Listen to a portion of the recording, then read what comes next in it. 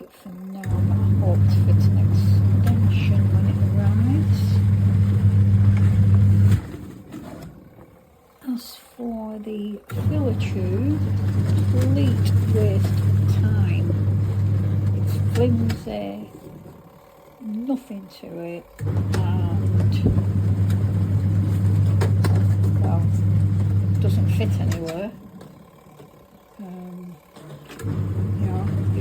That would no way would that fit any kind of normal house tap. Yeah, okay, that'll go on there, like so. But it's no use. It doesn't reach anywhere. Doesn't fit taps.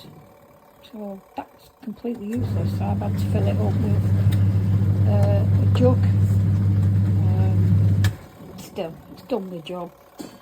We'll see how the spinner works after, when the washing is ready to do another video shortly.